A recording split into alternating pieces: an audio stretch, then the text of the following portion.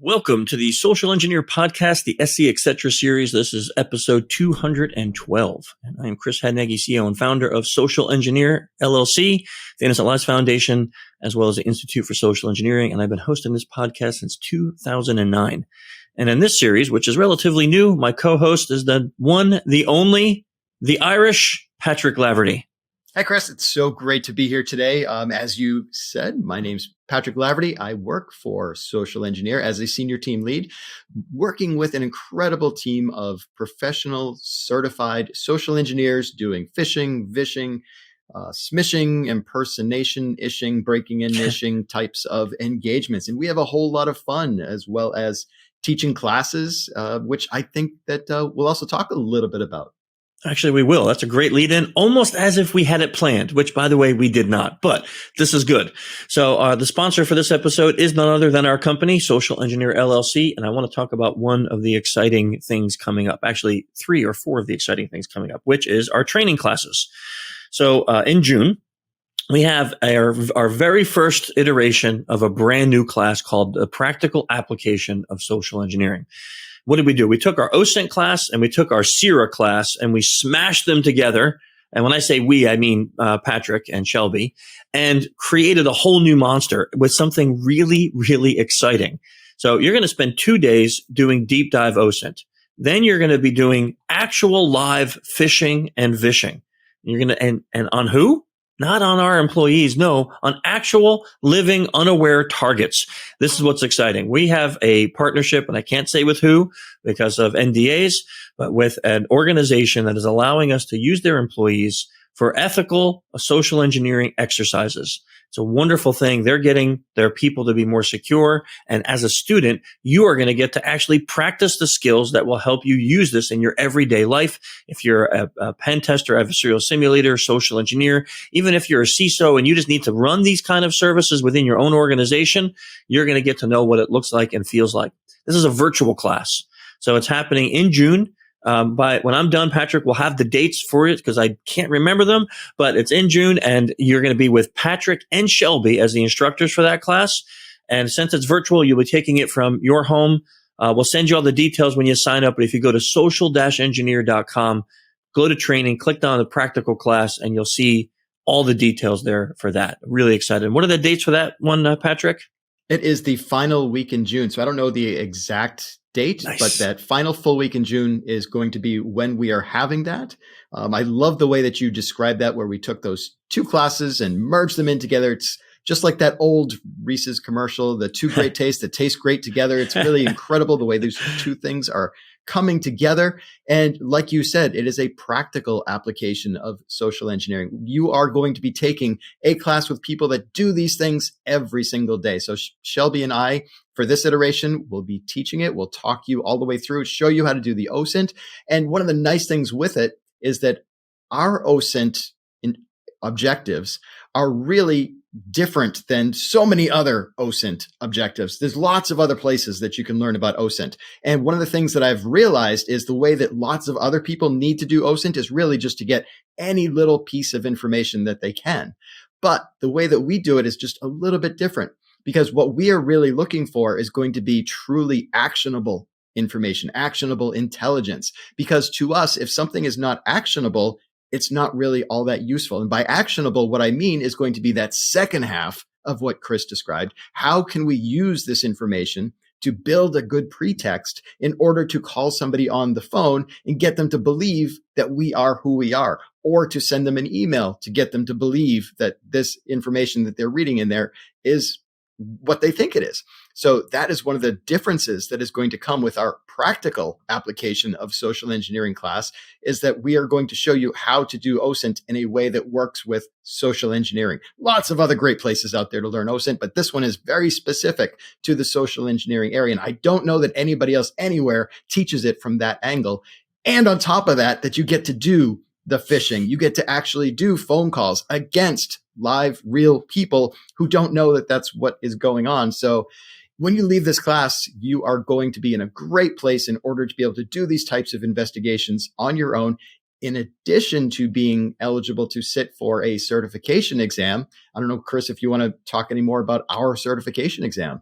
I do. So just to kind of move along on the sponsor part of this, so we have two other classes happening. One in July, which is the Foundational Application of Social Engineering, which used to be called APSE. And we have one in Bucharest, Romania in September. Now, once you accomplish the foundational and the practical classes, you're now eligible to take our certification. Our certification is called Certified Ethical Social Engineer. We changed that from what used to be called the SEPP for anyone who might be familiar with that. It's a 48-hour actual real non-physical pen test, social engineering only. So it's all remote, so you don't have to go on site, of an actual company that has real people in it that you will be doing OSINT, phishing, and vishing, and writing a report all within that 48 hours. And you'll get all the details when you come to the classes, and we'll talk about that. So if you're interested in finding your path on how to get into the InfoSec community and InfoSec world, becoming a professional social engineer, this is really one of the only trainings that are practical and get you into the field with actual practical application. So go to social-engineer.com, check it out, and you'll find all the information there. And if you're an enthusiast and you love social engineering, then you should definitely come on into our Slack channel. We have, I think, about 1,500 people in there now. Patrick is super active in there, as well as many of the other team members. We have people that get together twice a month to do practice sessions, talking about phishing, vishing, smishing, all the other ishings, as well as just the psychology behind social engineering. It's a family-friendly channel where we talk about all the legal aspects of social engineering. We don't harass each other or promote anything illegal. So if you're interested, come on in. It's a great place to hang out. Lots of activity going on in there each and every day. I also want to invite everyone to go over to innocentlivesfoundation.org. If you're not familiar with that organization, it's about five and a half years old now. And the mission there is to work closely with law enforcement to geolocate people who traffic children and create child abuse material. We've been doing that for 5.5 years, like I said, and I love the team over there. Our volunteers are committed to helping clean as much as we can the internet of people who are harming children and trafficking children. We're not a vigilante group, so what we do is we're not out there making believe we're a 13-year-old girl or anything like that. We're actually working on using OSINT skills to uncover and geolocate people who hurt kids and then get them over to law enforcement. You want to support us, you can do that in two different ways. You can volunteer your time if you have the skill and the desire and the ability to help us out, or you can voluntarily donate some money to us that keeps us moving forward and keep our mission going. We are a nonprofit, a 501c3, so that donation is a tax write-off, but it helps us with our mission. You can find out all the details at innocentlivesfoundation.org. If you're a fan of the music that happens on the podcast here in the intro and the outro, then you want to definitely go listen to Clutch. pro-rock.com. Give them some love. They're huge supporters of the ILF, huge friends of SECom. You know, I'm a huge fan of Clutch, and I've been friends with Neil for years now. So go on over and check them out and give them some love. And the best way to listen to them is live. So go see one of their shows. And last but not least, I want to give a big, huge shout out to FeedSpot. FeedSpot is a website that built a whole ranking system, and they put up a page about the 20 best information security podcasts for beginners. We're number 5 in their list. So I want to say a huge thank you to them for putting us on that list. There's some amazing podcasts on that list, like Darknet Diaries. We all love that one. And there's some other really good ones. So if you consume a lot of podcasts and you're looking for some new information, some new ones, head on over to the link in the show notes. Check out the top 20 ones there from FeedSpot. And again, thank you to them for putting us in that list. Okay, I think that's all of our housekeeping and other things. So let's see. What is our topic today that you have chosen for us this month? All right, so this should be fun. As I've described before, here we have 4 different podcasts that we put out every month where Chris will sit and talk with a thought leader in the industry. Chris will often talk with CSOs in the industry. Chris also talks with Dr. Abby on the Doctor is In podcast. So there were those 3, and that we realized that there was one more week to the month. So we needed a 4th podcast. And we figured, well, we have some pretty specific things covered with each of those.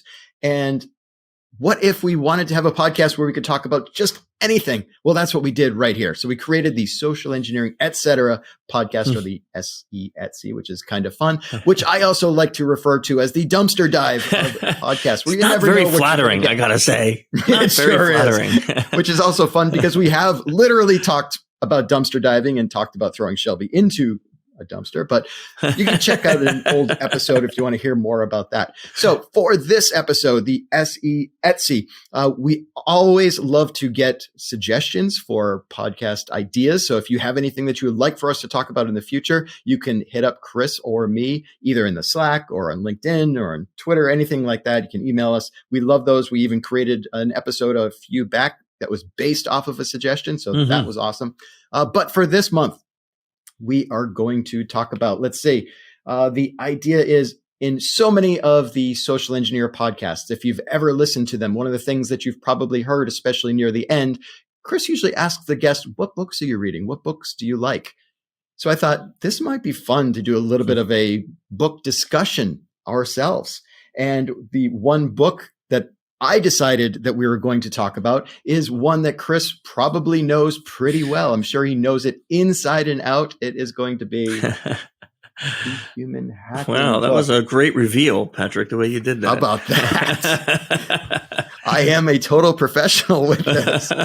So yes, let's talk about the Human Hacking book. And I know that you have written other books in the past, and I know from just looking around every time that people start asking, how do I learn social engineering? What's a great book about social engineering? One of the first things that often comes up is people say, go read Chris Hadnagy's books. And they list the books. And usually right at the top of the list, I think because it came out first, was The Art of Social Engineering. And I think you have some opinions on whether people should read that book. Do you want to just talk about that really briefly at the beginning?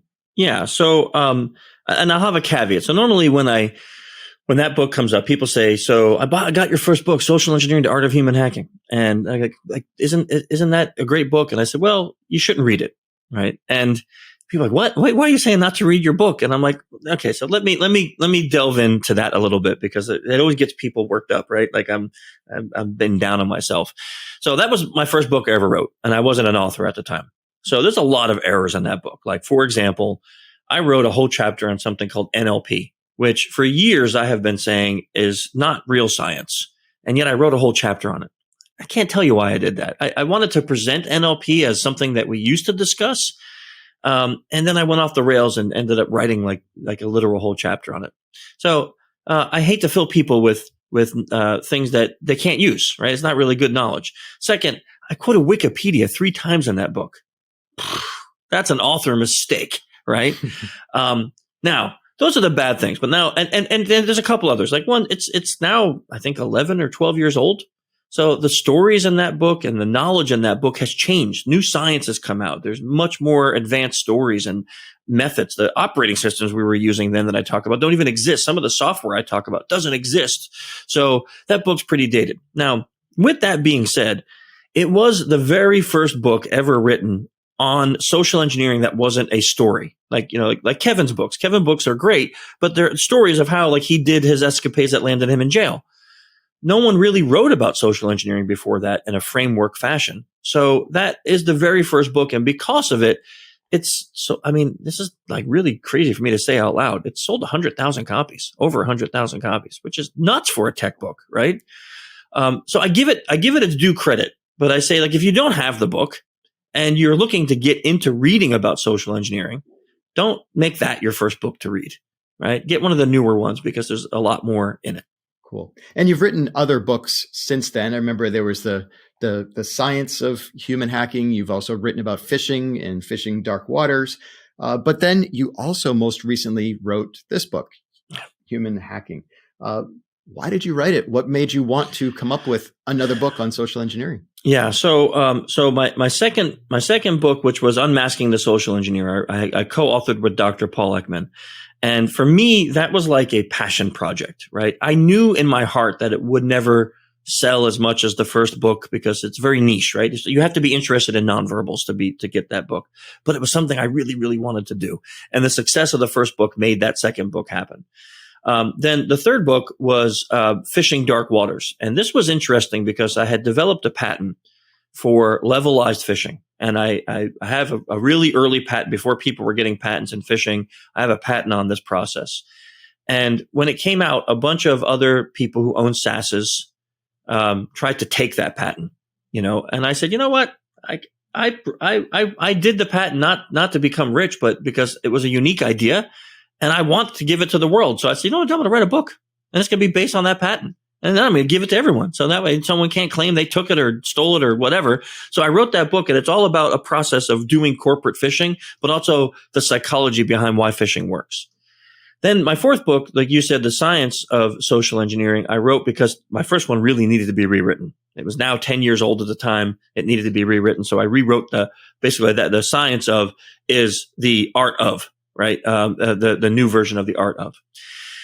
Okay, so now I'm sitting here and my career has advanced. I'm doing different things in life. I started to teach social engineering in schools and colleges. I started to have more students that weren't in InfoSec. I remember one of my first classes where this happened. I had 4 salespeople in one APSE class, right? Now the foundational class. And I'm like, why are you here? And they're like, well, somebody on our tech team took this class and said, you need to take it because this is not just about InfoSec. You can use this in sales. I had a Zumba instructor. I taught this class for the HumanIt section of MI6. That blew my mind. Like, what the heck am I doing here? And all of those experiences made me think social engineering could be used in so many different areas in life. And it's not just about hacking. It's not just about breaking into the building. So I had this concept of, could I write a book that's basically all the things I've done in my career, but apply it to everyday life? And I was sitting with Joe Navarro talking to Joe about this idea. And he's like, bro, that is a great book idea. I'm like, you think? And he's like, I think it's a great book idea. He's, I'm going to introduce you to my agent. So he introduces me to his literary agent. And I meet this guy and he's like, I love this idea. So he ended up taking me on as a client and selling the idea to HarperCollins, and we got the deal to write that book, a couple of years ago. So really weird. I know it's a long-winded story, but that's like the transition of how it came from writing like tech-based books and InfoSec to this wholly different type of book. Yeah, I think it's pretty exciting, especially in the former APSE class, now the foundational class, the types of backgrounds that people have who attend. Like, for example, I think you mentioned that in one of your most recent classes, you had somebody in there who had no ties to social engineering, no ties to the information security industry. And when you asked them, why are you here? Wasn't his answer, because I want to be a better dad, that he was there so he could better communicate and understand his kids. That blew my mind. Like I said, come on, you're pranking me. He's like, no, really. He goes, I had some friends take this class and they started showing me the course book and talking about it. And then I went and bought your human hacking book and I read it and I've been using it with my family. And I thought I need to come and learn from this guy in person. And I was blown away that this guy was there to be a better father. I was like, wow. So really, this book is probably for anybody. It's not a technical book. It's not something that goes into technical depths. There's lots of places in there that have a lot of fun stories. And even from the very first page, you start off with a story where you almost drove over a cliff, where you and Ryan almost died. And I think we even made a whole episode one time. We did. Just called Ryan Didn't Die. Yeah. So the book is full of those types of stories because it's always nice when you can kind of intersperse. And that's one of the things that I really liked about the book is that you do go through some of the psychology aspects and some of the technical aspects. You know, we said it's not a technical book per se, but you kind of mix these things all in there together where you're talking about this aspect of social engineering. And then you add in this fun story about how you almost went over a cliff. Or one of the things that I learned in the book, and hopefully you can talk a little bit more about, is that you haven't always in your whole life been in the IT field. You actually started off as a chef. How did that work out? Like the story in there just is baffling to me. It seems like you just walked into a restaurant one day and said, I'm a chef. And they believed you.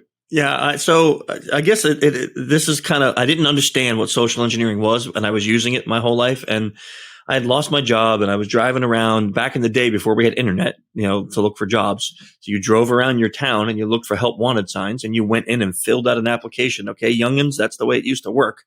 So I'm driving around and I see, and I had went in and like filled out a dozen applications and everyone was like, don't call us, we'll call you. And I'm like, getting all down.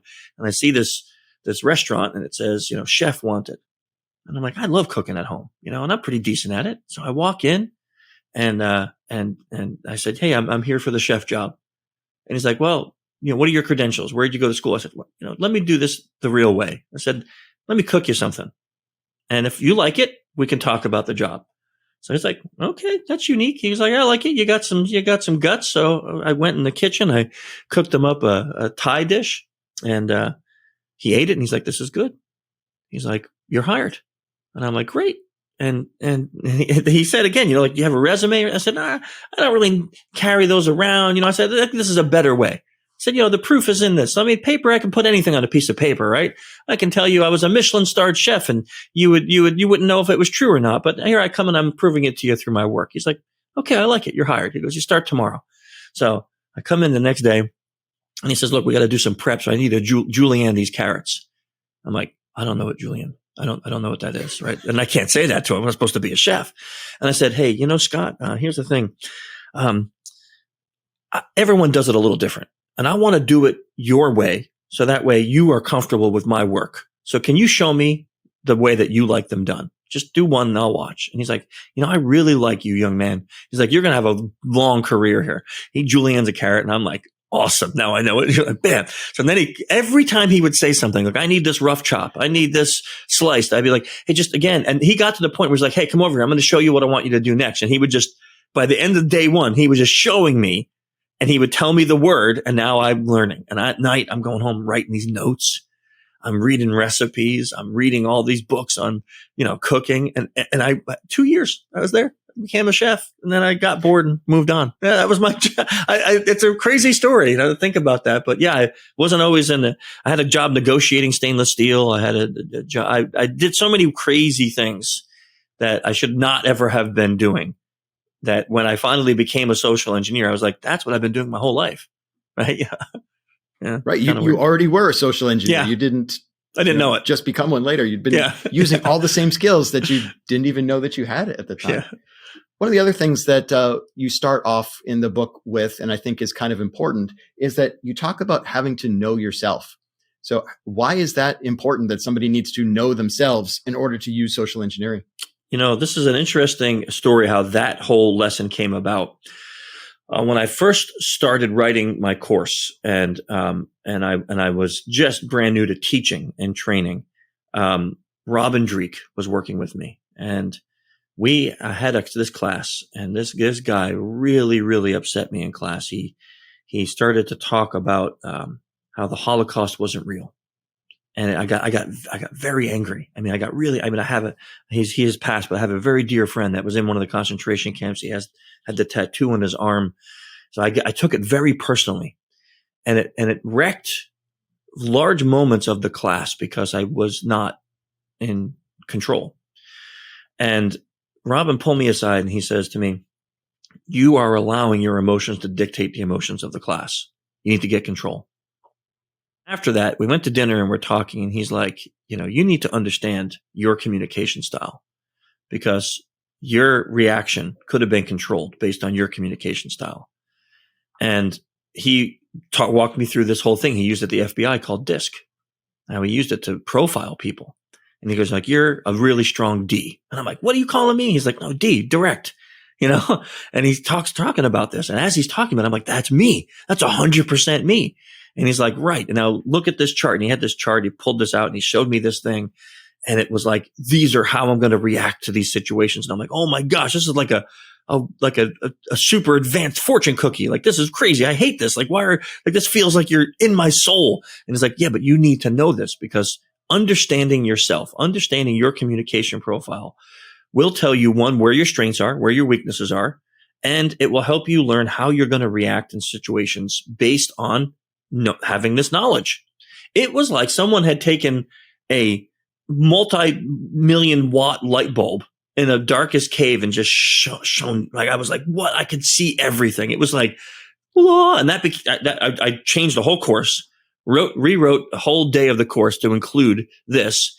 And then, of course, when this book came out, I had to put this in the book because I felt like this changed everything about my business. Also, before that, I was the kind of person that, and a lot of people in InfoSec had or still have this mentality where you always have to win 100%. And it was about me, about my ego. It wasn't about the client. When I started to know more about myself, I started to open these windows in my mind to say, me always winning is really bad for the client. And it doesn't mean I want to create an environment where I lose on purpose, but I had to change my thinking about it. And that changed the pretext I use. That helped me develop the motto, leave them feeling better for having met you. That came from that one scenario with Robin. That changed everything about my career, my life, my path. Like, it was such a crazy thing. So I had to put that in the book because for me, it was an integral piece of learning to be a better communicator. And by far, I will admit, I am not perfect at it. I mess up all the time. So knowing it doesn't mean all of a sudden you're going to be like, the Dalai Lama. It's not like that. It's like, I'm not a saint. I mess up constantly. But when I mess up, I can usually go back and go, I see what happened there. I see what happened. Yeah, I think there's some good descriptions of DISC, D-I-S-C, in there, which the DISC is the 4 communication types, which you also teach in the foundational social engineering class, which we've talked about this before, where I really think that foundational class is less a hacking social engineering and more of a communications class, because just like you were describing, you really do have to know yourself, because I'm guessing just about everybody out there knows somebody that they're just like, I just can't talk to that person. Like, we just always butt heads. We just don't see eye to eye. And I'm going to guess that a lot of times that is just because they have different communication styles. And if people are able to first learn themselves and learn what their own communication style is and learn what the other communication styles are, they can then start to figure those things out and figure out ways that they can better communicate. Like, probably a great example is you and I have exact opposite communication styles. Yes. And I think when I was realizing that and learning that and seeing like, okay, Chris is this type, I'm this type. When I want to communicate with you, I have to either make sure that I'm communicating in the way that you are most comfortable, or somehow get that situation in a way that you are able to communicate the way I like, because I don't know that meeting in the middle is going to work all that well. It doesn't always, not unless there's a mutual agreement. Like, hey, we need to have this discussion. Right. And if we both know it, but like when you say that, I think about that scenario where you had to come tell me I was wrong about something, and we don't have to get into the details, right? On a podcast that tens of thousands of people are listening to, but I had made a rule or something for the company, and you really felt that it was the wrong way of going. And I love this story because you said, Chris, can we meet for 10 minutes? So in this scenario, I didn't know that I was going to be told this. So there was no me coming to meet in the middle. So you get on the podcast, or you get on the call, and you're like, okay, look, I'm just going to be direct. You're wrong. And I'm like, okay, tell me why. And I could see the apprehension in you. And I was like, I don't know why he's so nervous, And you're like, you're wrong. And I'm like, okay, well, tell me why. And you went through the 3 things that you think I was wrong. And I'm like, you're 100% right. I was wrong. Yeah, let's go to the team and tell them I was wrong. And it was like that easy. Whereas I could see with your profile, doing that would almost be confrontational. It'd be like I just punched you in the throat. Oh, 100%. Yeah. Right. And I didn't view it that way, because you didn't come in and say, hey, you're a jerk. I hate you. Like, you didn't insult me. You didn't attack me. You just said, you're wrong. And this decision you made was wrong. And because it wasn't an attack, I don't take it as an attack. Right? Someone can tell me I'm wrong. Right? It's not a personal thing. It's only when you like make it insulting that it becomes that way. So I love that story because it really defines DISC and how you made this change for at least that 5 minutes. Like, it's not Patrick changed who you are. You made this change for 5 minutes so you can communicate effectively with me and get the message across. And it worked amazing. Because if I had used my communication type, which is usually to kind of beat around the bush and go through it a little more gently and softly, you'd have been like, dude, just get to the point. Like, I'm bored now. I would have. I think that's what works for you. But there's some other great sections in there where, it's not all stories. There are things that people can learn from them. And there's a couple chapters in there that I also made note of here, which I just referred to the 2 chapters as the 7s, which are, I think you titled them, Make People Help You and Make People Talk to You. So there's 7 principles of influence and also 7 steps to effective elicitation. But first, what are some principles of influence and how are those important in communication and social engineering? So influence, of course, we can't talk about influence without mentioning Dr. Robert Cialdini. Like, he is the godfather of understanding influence. The man is just amazing in his research and his life work.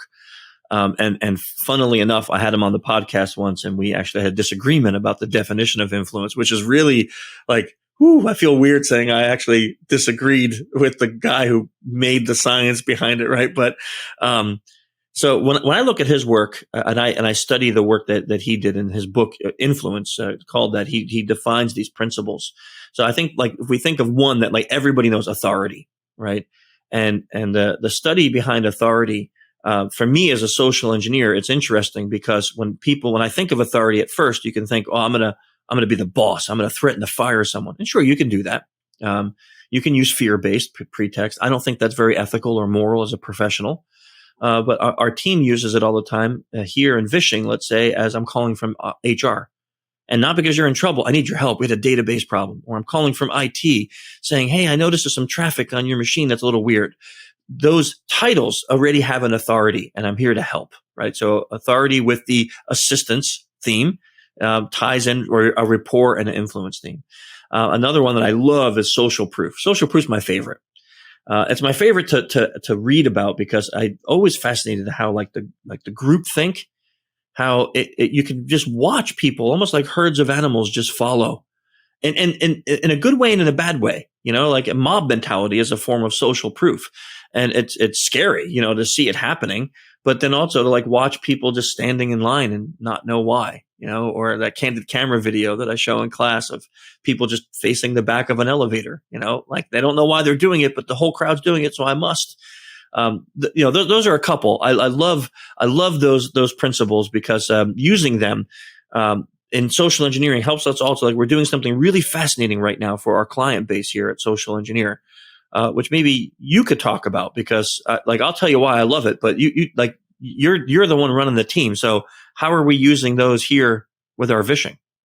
I think you also described it pretty well with that, especially with the authority. We actually had a situation come up recently with authority where I think you earlier also described like the levelized phishing and levelized vishing that we like to do, which if somebody's not familiar with what the levelized is we like to say that we want to meet your people where they currently are. We often describe that we can't just go in like, our whole team is extremely experienced and very smart social engineers who know all these principles of influence. They know all these different ways to elicit information.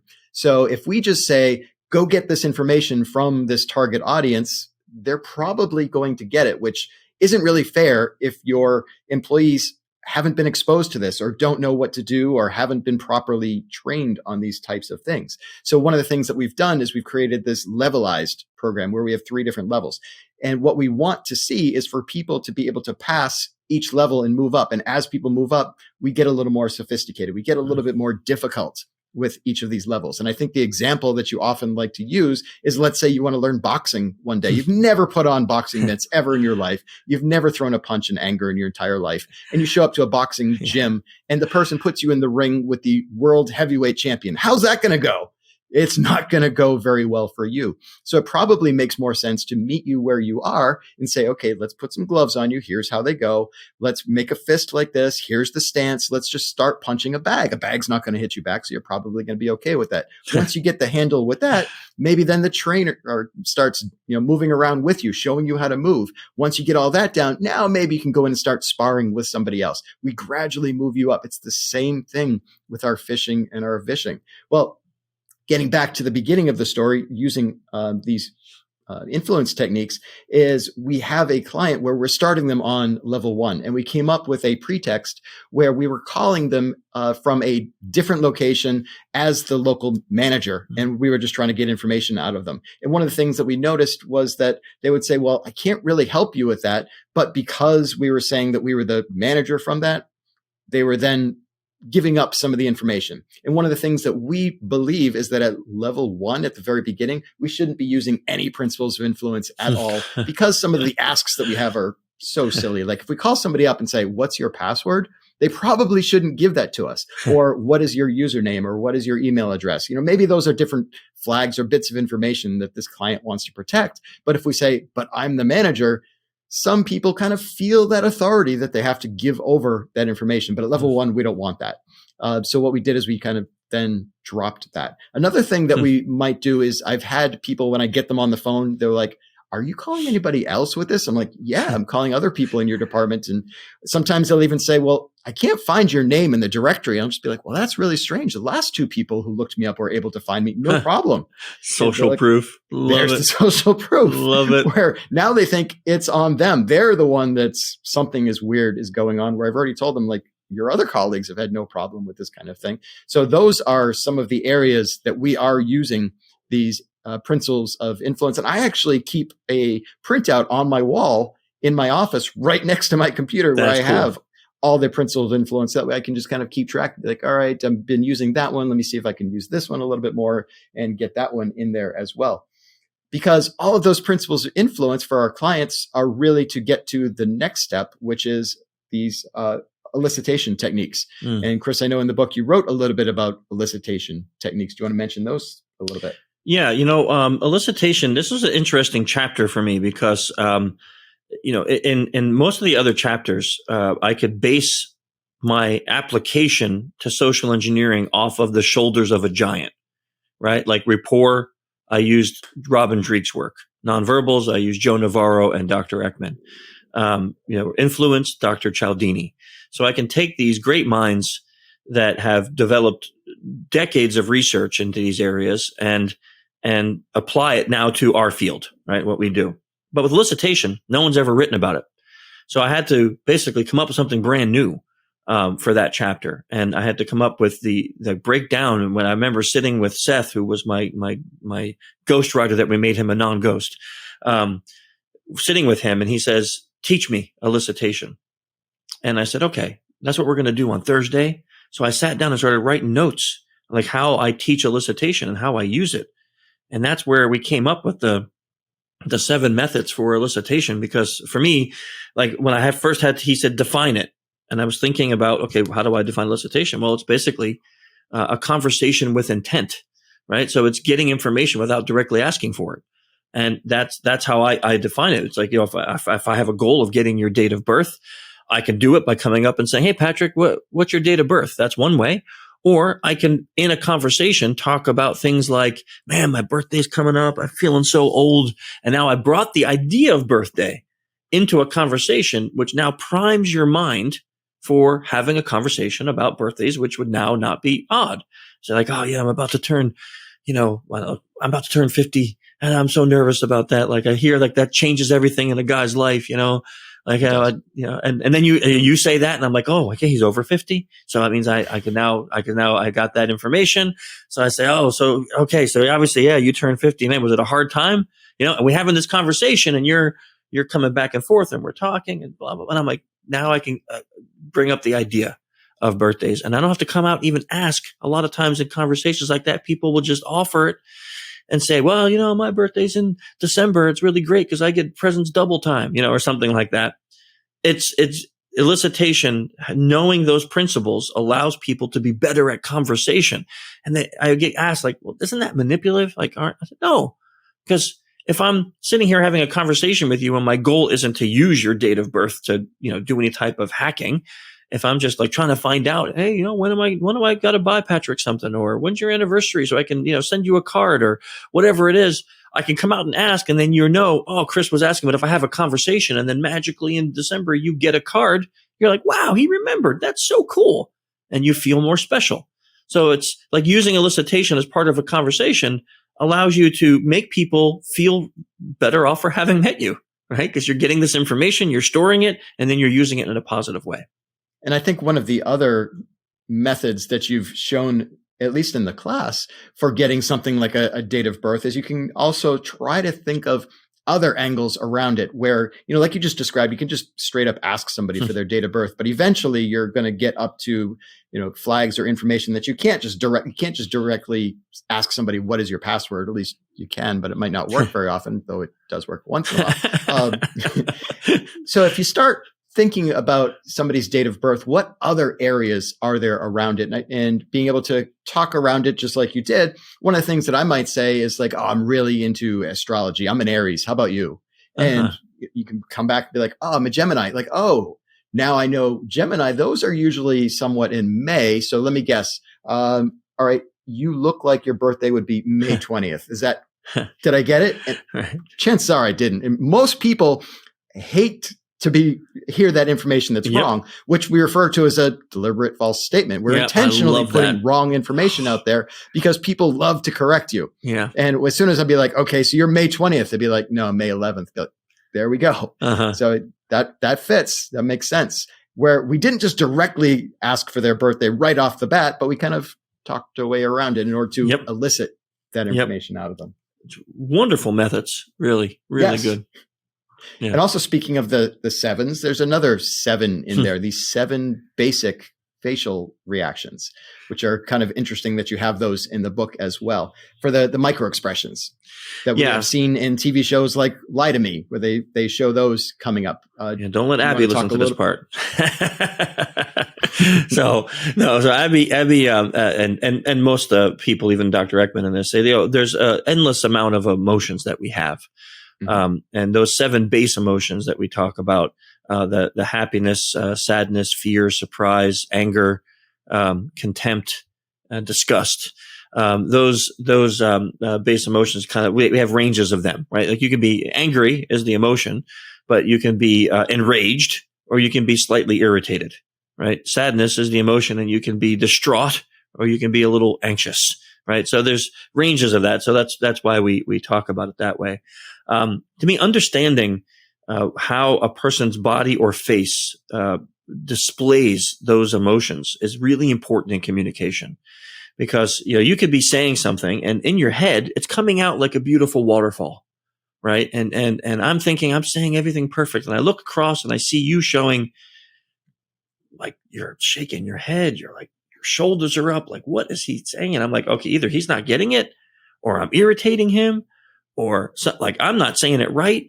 So being able to understand the emotion that's being displayed can help you to alter your conversational qualities or lack thereof to be a better communicator.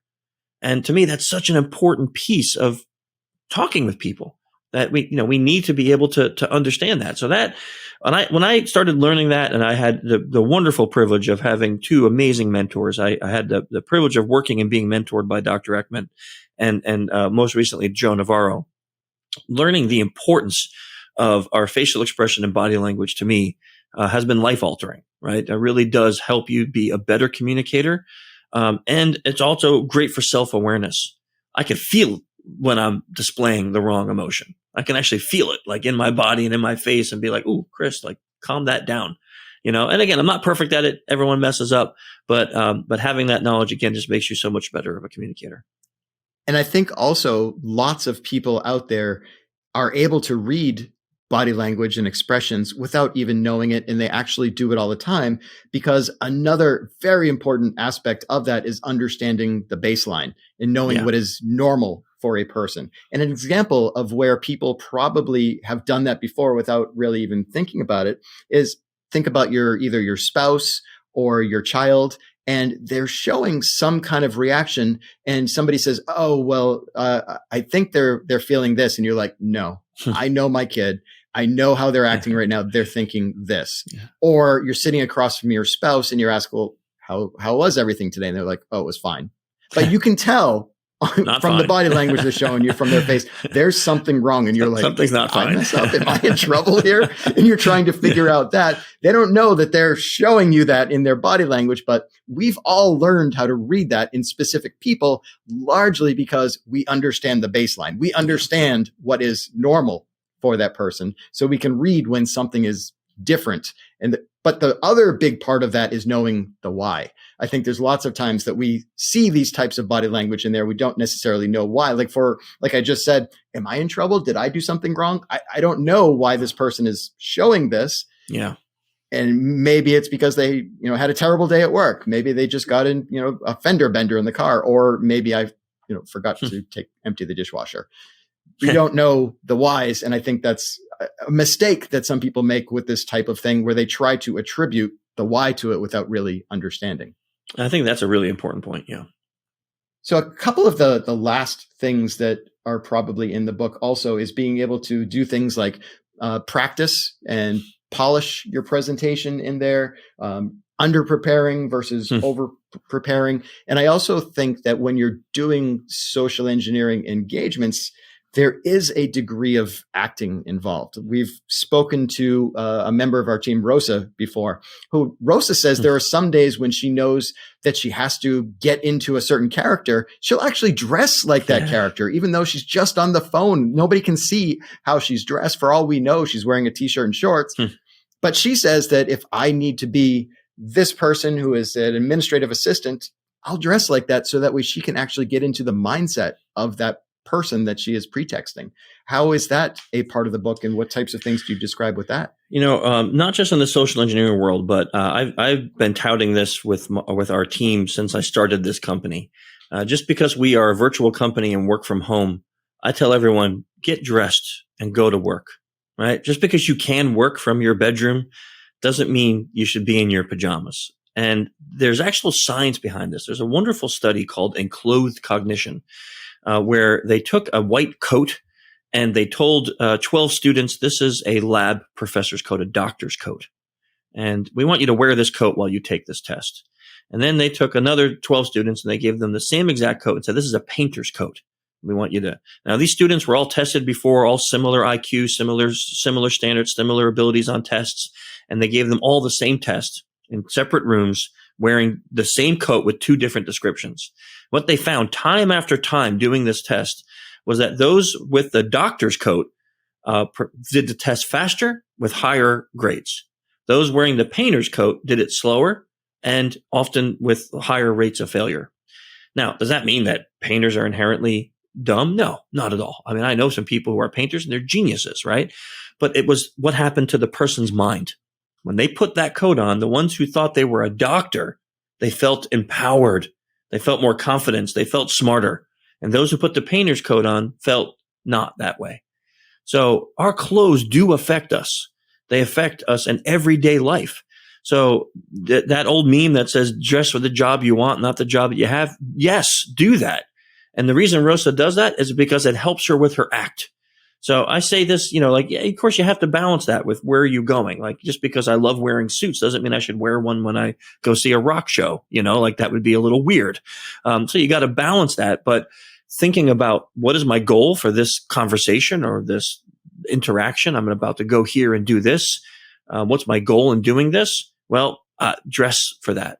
And you'll see a huge difference in the way it reacts to you. So yeah, you brought out some good points in the book today. I appreciate it. Yeah, it definitely does make a difference. But I remember growing up dressing like the shortstop of the Boston Red Sox did not work out for me. What, you weren't the shortstop for the Boston Red Sox? It doesn't mean that dressing up, you're going to get the job, right? Okay. I can dress up as Batman all day long. I'm not going to be Batman. Yep. Right. And plus, no one really wants to see me in a leotard. So I'm just saying. And lastly, I think one of the interesting things that you did with this book again is that if you buy this book, there's also additional resources available. I think you built like an entire site that people can get more information in addition to this book. I always forget to bring that up. So thank you for doing that. Yeah. What are some of the other resources that are available to people when they purchase the book? Yeah, so humanhackingbook.com, when you get the book, you could create an account for free. And I have on there resources that were in the book. Like in some places I have like a little card for like the top 7 tips to remember here. And you can print those out. Or I have worksheets. One of the things I love that I got this wonderful email from a group of parents who were having problems with their children who were autistic, and they were not communicating properly with their children. And somehow they got this book and they were part of a book club. And they downloaded this conversational worksheet that I have on the website. And they went through and actually planned out their conversation with their kids using the principles in the book. And they wrote back to me like, it's night and day. Like the way this conversation went, because we had written it out and planned it. I can't tell you how appreciative we are. And I was like really touched by that because it was fascinating. Like when I wrote it, I wasn't thinking it was going to be a tool used for that. But now I had people saying like they used it and it actually worked in a real life scenario in their family. That kind of stuff happened all the time. So there's resources like that on the humanhackingbook.com website, and people have access to that. Even if you don't have the book, you can still have access, but it'll make more sense when you have the book to use those resources. All right, this was a whole lot of fun. So I'm guessing just based on the name of the this episode title and the show notes, you can probably see that we're talking about the Human Hacking book. So go ahead and get that. Like I said, ton of information in there. There's good stories that augment the information, learning about the elicitation, principles of influence. There's so much great information on there for anybody that's interested in not only becoming a social engineer, but also just looking to be a better communicator. So let's wrap this one up. Thank you, Patrick. Appreciate it. You always pick the topics, so you always pick good ones, and I wasn't sure about this one, but it was really great and a lot of fun to talk about. So thank you for that. Thank you all for joining us this month. Another SC Etc. episode with Patrick and Chris. Really happy to always have you here. Keep sending in your ideas. Thank you for all the wonderful comments on this podcast. And join us next month. We'll have another really fascinating topic that Patrick will choose. What will it be? I can't tell you yet, but we'll know next month. Until then, see ya.